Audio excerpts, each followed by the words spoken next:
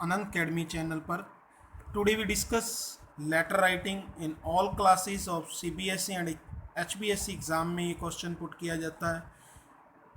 तो पहले आप वीडियो को लाइक कर लें, जो चैनल पर नए हैं वो चैनल को सब्सक्राइब कर लें और एंड तक वीडियो को देखें और कमेंट करना ना भूलें कि आपको वीडियो कैसी लगी, और एक्सरसाइज का रिप्लाई भी कमेंट में ज़रूर करें। Again most welcome to Mukesh Mehta Anand academy channel पर।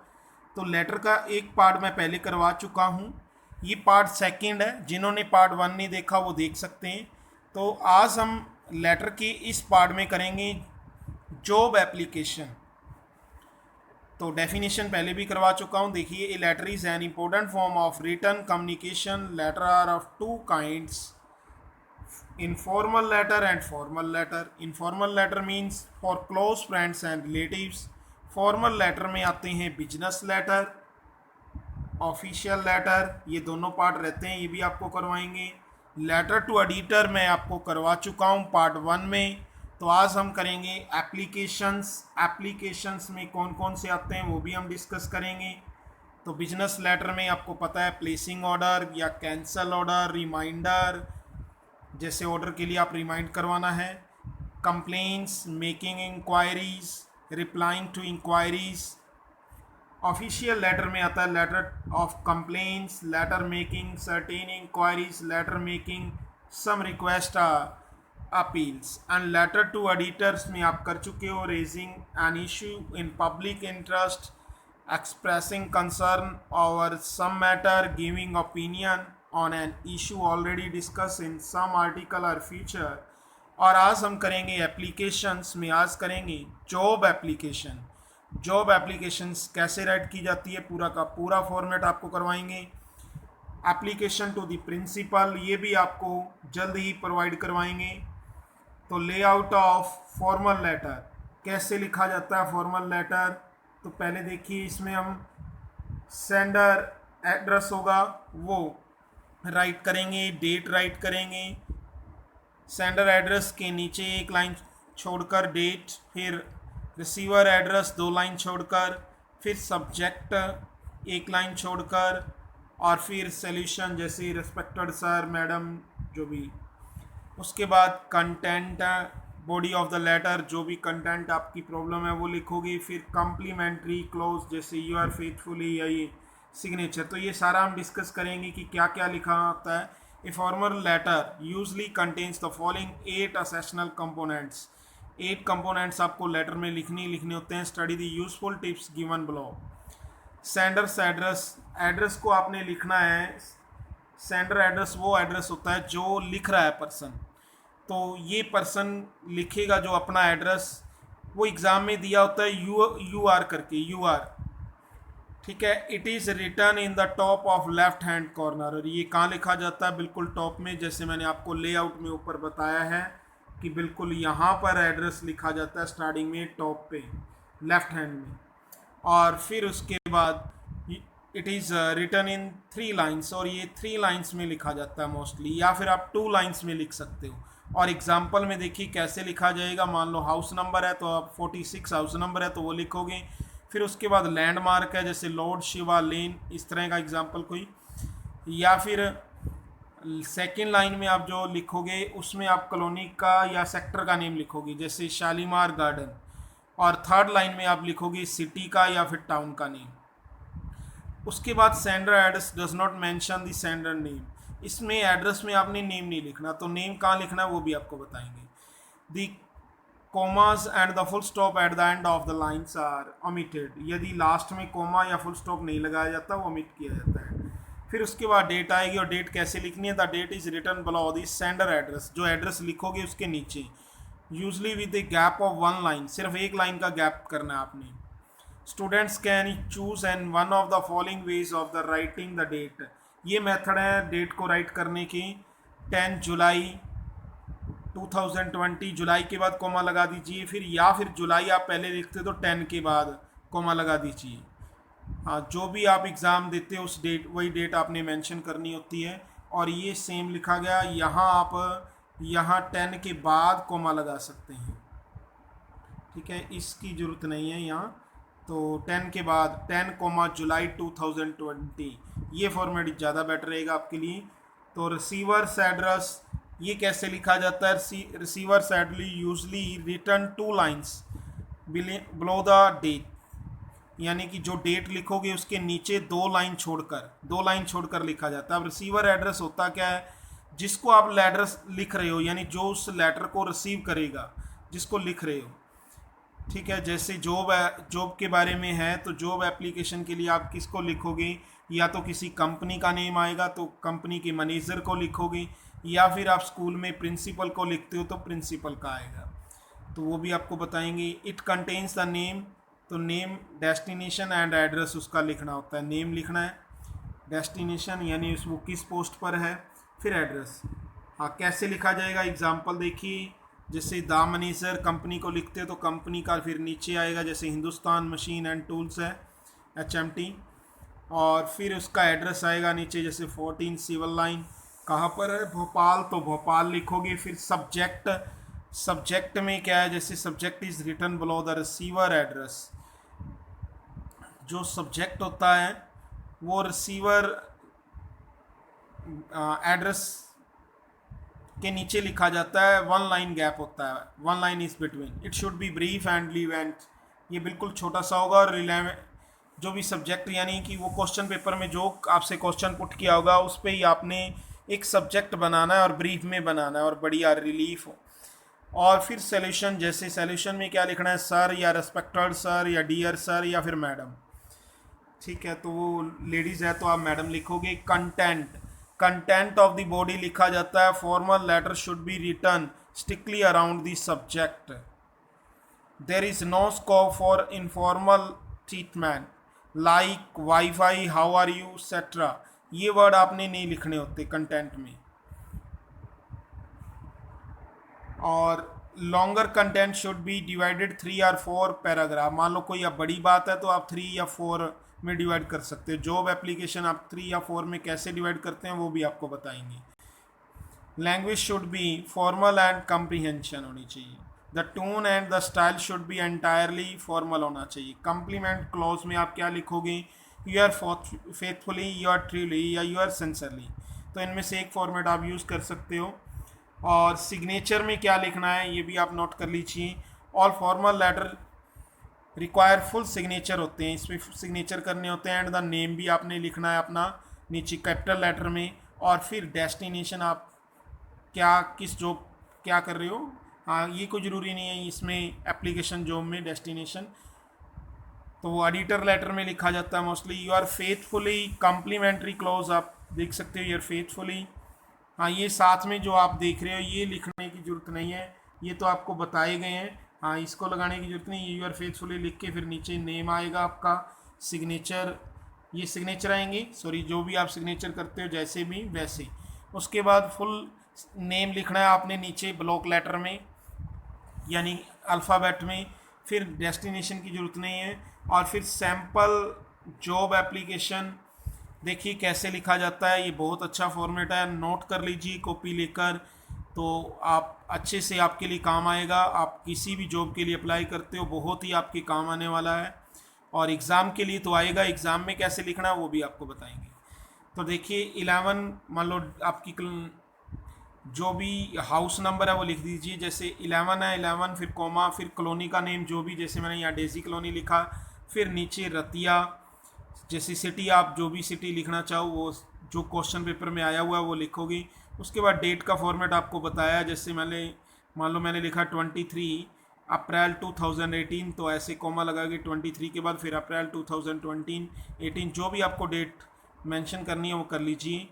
उसके बाद यदि आप सोच रहे हो कि एग्ज़ाम में एड्रेस नहीं आता, फिर क्या करेंगे हम? फिर आपने ये सारा नहीं लिखना, जो ये लिखा हुआ है ये सारा नहीं लिखना।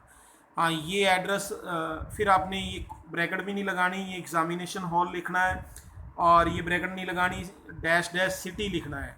हाँ, डैश डैश करके सिटी लिखना है, और फिर डेट, जो आप जिस डेट को एग्ज़ाम दे रहे हो वो डेट मेंशन करनी है, ठीक है। फिर इस तरह से राइट होगा। ये जो एड्रेस आता है वही लिखना है, कहीं ये लर्न ना कर लेना, हाँ इसको रट्टा ना मार लेना। जो एड्रेस एग्ज़ाम में आएगा वही आपने राइट करना है, otherwise examination hall dash dash city और फिर डेट। और यदि आप प्रिंसिपल को तो लिखते हो तो द प्रिंसिपल, फिर स्कूल का नेम, या कॉलेज के प्रिंसिपल को लिख रहे हो तो कॉलेज का नेम, फिर नीचे जो है जहाँ भी स्कूल है या कॉलेज है वो लिखना है। ठीक है, और फिर इसमें जो है डायरेक्टर का नेम लिखना है।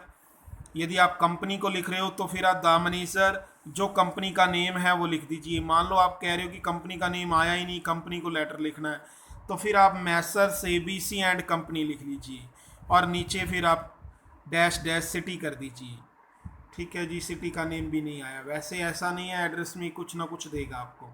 फिर सब्जेक्ट आएगा, सब्जेक्ट में आप लिखोगे application for the post of. अब आप क्या तक क्या पोस्ट आएगी वो उस पोस्ट को आप देख लें वहाँ पर जो भी क्वेश्चन पेपर में आई है। सपोज करो कि इंग्लिश टीचर के लिए आपने करना है स्कूल में या कॉलेज में, तो आप यहाँ जो है इंग्लिश टीचर मेंशन कर दोगे। हाँ, या कंपनी में आया, मान लो क्लर्क की जॉब आ रही है, या फिर कोई असिस्टेंट मैनेजर की जॉब है, जो भी जॉब के बारे में वहाँ मेंशन होगा वो सब्जेक्ट आप यहाँ मेंशन कर दोगे। तो इंग्लिश टीचर की आ रही है तो इंग्लिश टीचर जो है आप पूरा मेंशन कर दोगे। ठीक है जी। उसके बाद रेस्पेक्टेड सर, या फिर एक का यूज़ करना है, या तो सर या मैडम, वो आप देखोगे कि प्रिंसिपल लेडीज़ है तो मैडम लिख दोगे, अदरवाइज सर। और इसी तरह कंपनी में भी यदि मैनेजर लेडीज़ है तो मैडम लिख दोगे, अदरवाइज सर लिखोगे। आगे देखिए, with due respect I want to say that I have come to know that the post of, जो भी वहाँ मेंशन करोगे वो यहाँ लिखना है। इंग्लिश टीचर तो यहाँ English teacher is laying weekend in your school, school के लिए लिख रहे हो तो यहाँ स्कूल आ जाएगा। यदि आप असिस्टेंट मैनेजर की पोस्ट के लिए कर रहे हो तो कंपनी आएगा, फिर यहाँ स्कूल को काट देना, कंपनी एक यूज़ करना है, या तो स्कूल या कंपनी, फिर फुल स्टॉप। यानी मैं आदर सहित कहना चाहता हूँ कि मुझे पता चला है कि ये पोस्ट जो है आपके स्कूल में या कंपनी में वैकेंट है। I would like to apply for the same, और मैं इसी के लिए अप्लाई करना चाहूँगा।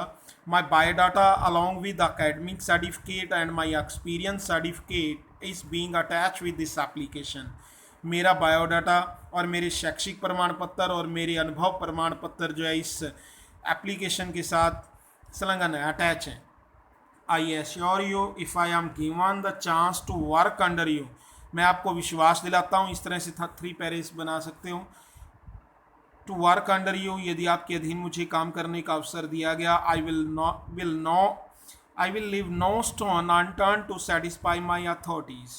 मीन्स ये प्रोवर्ब का यूज़ किया गया कि मैं जो है अपनी अथॉरिटीज़ को संतुष्ट करने के लिए एड़ी चोटी का जोर लगा दूंगा, मीन्स कोई कसर नहीं छोड़ूंगा। थैंक यू इन एंटीसिपेशन, इस तरह से आप आगे राइट कर सकते हो। फिर उसके बाद आपने लिखना है यू आर फेथफुली, जो एड्रेस आपको वहाँ दिया गया वो यहाँ नेम में एड्रेस आपको कर देना है, बताया जो ऊपर आपको फॉर्मेट उसके अकॉर्डिंग। ठीक है, नेम नहीं आता तो फिर ABC मेंशन कर दीजिए। तो इस तरह जो है आप मेंशन कर सकते हो। तो आप अच्छे से समझ गए होगे सारा। तो आप हाँ, एक एक्सरसाइज दे रहा हूँ आपको, तो आप एक्सरसाइज को अच्छे से देख लीजिए। हाँ जी, एक्सरसाइज दे रहा हूँ, तो सभी के सभी स्टूडेंट्स प्लीज़ एक्सरसाइज का रिप्लाई जो है कमेंट में ज़रूर करेंगे, सभी के सभी स्टूडेंट्स। तो आपसे फिर मैं रिक्वेस्ट करूँगा कि आप एक्सरसाइज का रिप्लाई करना मत भूलें, बहुत मेहनत करनी पड़ती है इसके लिए, तो प्लीज़ रिप्लाई कर दें। हाँ, तो देखिए थोड़ा और भी रह गया, सॉरी मैं बताना आपको भूल गया कि सिर्फ जो है इतना ही नहीं, आपको रिज्यूम भी पूछा जाता है, कई बार नहीं भी पूछा जाता तो भी आप नोट करके आएंगे रिज्यूम और बायोडाटा। या तो रिज्यूम लिखा होगा वह यहाँ बायोडाटा, तो वो कैसे लिखना है, जो नेम आप वहाँ नीचे यू आर फेथफुली के नीचे लिखोगे, या यू आर सिंसियरली या यू आर ट्रूली के नीचे लिखोगे, वही नेम यहाँ मेंशन करना है। नहीं लिखते तो वहाँ ABC मेंशन, फिर फादर नेम मिस्टर लिखकर छोड़ दोगे यदि नहीं दिया। यदि दे रखा है तो कोई भी आप फादर नेम मिस्टर नेम लिख के लिख सकते हो। उसके बाद एड्रेस आपने मेंशन करना है, जो एड्रेस आपने सेंडर एड्रेस लिखा है, यानी टॉप पर फर्स्ट में लिखा है, वो एड्रेस आपने यहाँ मेंशन करना है। फिर डेट ऑफ बर्थ, कोई भी डेट ऑफ बर्थ लिख दीजिए। फिर उसके बाद क्वालिफिकेशन लिखनी है। क्वालिफिकेशन यहाँ ये चीज़ मेंशन ध्यान से कर लें, यदि आप इंग्लिश टीचर के लिए मेंशन कर रहे हो तो फिर आप B.Ed MA, MPhil, PhD तक की डिग्री मेंशन कर सकते हो, साथ में उनके मार्क्स और कहाँ से की यूनिवर्सिटी मेंशन कर सकते हो, और परसेंटेज भी चाहो तो वो मेंशन कर सकते हो क्वालिफिकेशन में। एक टेबल सी बनाकर आप उसकी क्वालिफिकेशन जो है मेंशन कर दें।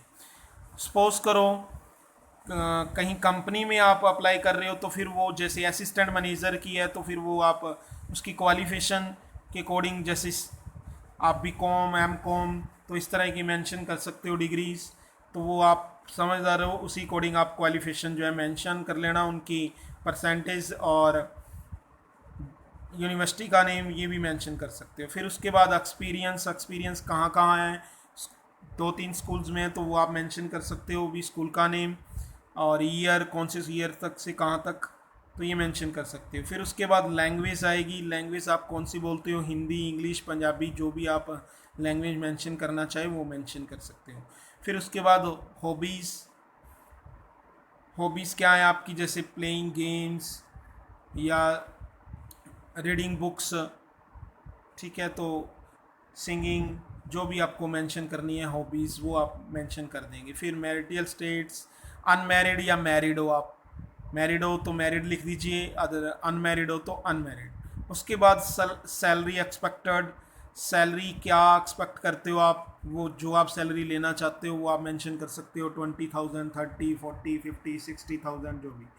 उसके बाद रेफरेंस में क्या है, आपने मिस्टर करके नेम लिखना है कोई भी, ठीक है, और नीचे उसका डेस्टिनेशन लिखना है। जैसे मान लो MC है तो MC लिख दीजिए, या कोई आप स्कूल में कर रहे हो और प्रिंसिपल कोई आपको मान लो टीचर जानते हैं, उस टीचर का नाम लिख के नीचे डेस्टिनेशन लिख दो, उसका PGT इंग्लिश, TGT इंग्लिश, या कोई भी टीचर आपको जानता है किसी भी सब्जेक्ट का वो आप मेंशन कर सकते हो। 2 पर्सन के नेम लिखने होते हैं कम से कम रेफरेंस में। तो ये आप बायोडाटा सारा नोट कर लीजिए, इनको अच्छे से स्क्रीनशॉट ले लीजिए चाहे, और उसके बाद जो है आप फिर जो है इस एक्सरसाइज को रिप्लाई सभी करोगे, और क्या रिप्लाई करना है वो मैं आपको बताऊंगा अभी, ठीक है। तो ये आप सारा जो है स्क्रीनशॉट ले लीजिए यहाँ से, हाँ जी, ये स्क्रीनशॉट ले लीजिए और नोट कर लीजिए अच्छे से। ये भी सारा आप नोट कर लीजिए, स्क्रीनशॉट ले लीजिए, आराम से नोट कर लीजिए, या वीडियो को पॉज करके भी लिख सकते हो। स्क्रीनशॉट ले लीजिए ये सारा, हाँ जी, तो ये आप स्क्रीनशॉट ले लीजिए। हाँ, ये रिज्यूम का भी आपको बता दिया, इसका भी स्क्रीनशॉट या वीडियो को पॉज करके लिख लीजिए। और फिर आपको बताऊंगा कि आप जो है लेटर राइटिंग करना मत भूलें, सभी के सभी स्टूडेंट्स जो है इसका रिप्लाई जो है कमेंट में सभी करें प्लीज़। हाँ, लेटर राइटिंग जो आप सीख रहे हो इसका रिप्लाई करेंगे सभी। हाँ, ये देखिए मैं आपको दे रहा हूँ जो आप एप्लीकेशन के लिए आज जो है लेटर है, UR अभिजीत खुराना, ये एड्रेस में है, नेम है 109 गणेश विहार, हाँ, Moradabad, draft and application for the post of marketing manager की है, और ये कंपनी का नाम दिया है ईस्टर टेक्सटाइल लिमिटेड, हाँ, हल्द्वानी रोड ये एड्रेस है वहाँ का। तो ये आप सारा नोट कर लीजिए।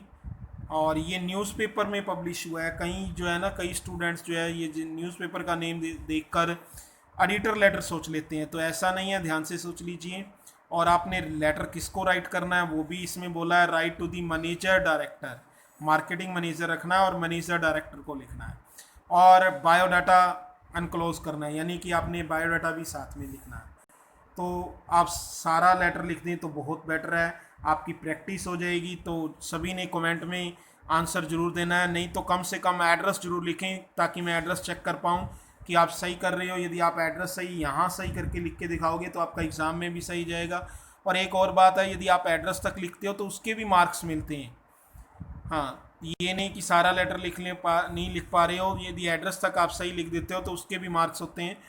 तो एड्रेस सभी टाइप करेंगे, कोई भी स्टूडेंट ऐसा ना हो जो टाइप ना करे। तो ये आपके चैनल का नेम है, हाँ, written by Mukesh Mehta Anand academy आपके चैनल का नेम है, और ये कॉन्टैक्ट नंबर है, नोट कर लीजिए कोई भी क्वेश्चन पूछना। और लास्ट में आपसे रिक्वेस्ट है, प्लीज़ इस वीडियो को शेयर करना मत भूलें, तो सभी के पास शेयर कर दें। शेयर बहुत कम करते हो आप वीडियो को, आप अपने सभी जो भी जानकार हैं उनको शेयर कर दीजिए, और जो इस चैनल पर नए हैं वो सब्सक्राइब कर लीजिए, और भी जो आपके नोन हैं उनको सब्सक्राइब करने के लिए बोलें।